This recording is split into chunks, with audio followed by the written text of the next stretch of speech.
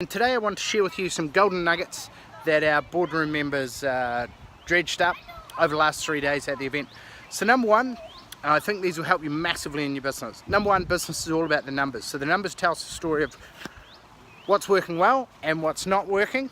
And at the moment, Zach's mini golf game is not working, it's in the rough. So is your business in the rough? Do you need to get back on track with your numbers? And specifically have a one-page dashboard that lets you know forecast versus actual, gross margin that you're achieving, how each job's progressing, and how your cash flow is going. Number two, cash flow is king. So it's critical that you control your cash flow and you're not acting as the bank.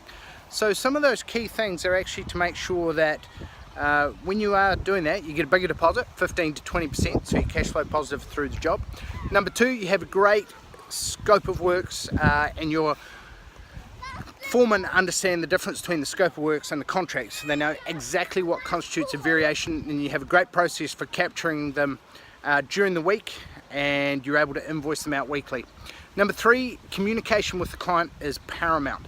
So what specifically do you need to communicate? Well, you might have a pre-start construction checklist so they know what to expect. Some of our members have got a document that outlines who actually is going to be in control of the different aspects of the construction phases, and who they talk to in the office, the project manager, the QS, who the owner is, etc, and also a video that goes with this. Brendan's got a great one from Next Level Construct for this.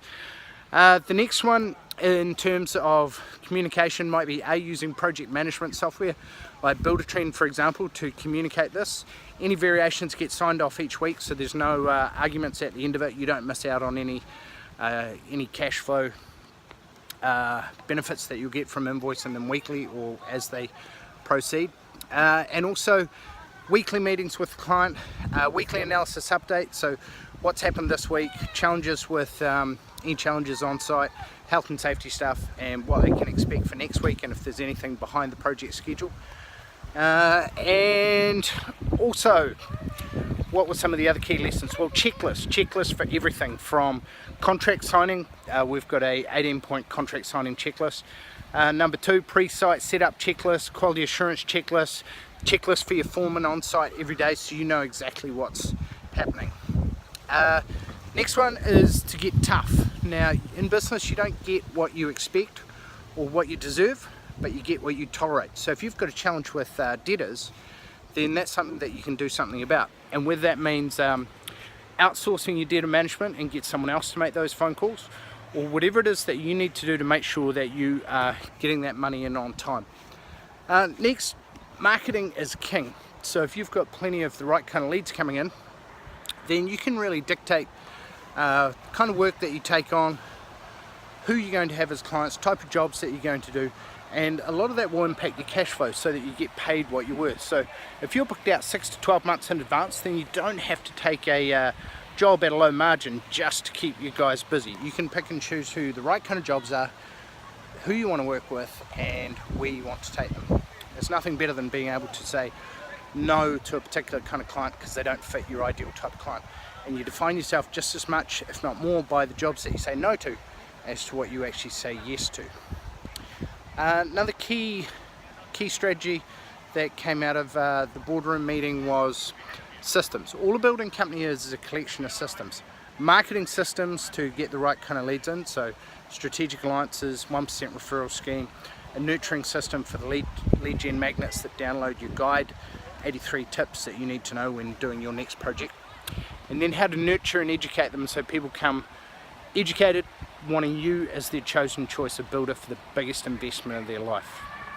So that's a massive one. Marketing is critical, and there's a lot of other things you can do. Strategic alliances with architects, your 1% referral scheme out there, online and offline marketing, site signage, BNI, etc.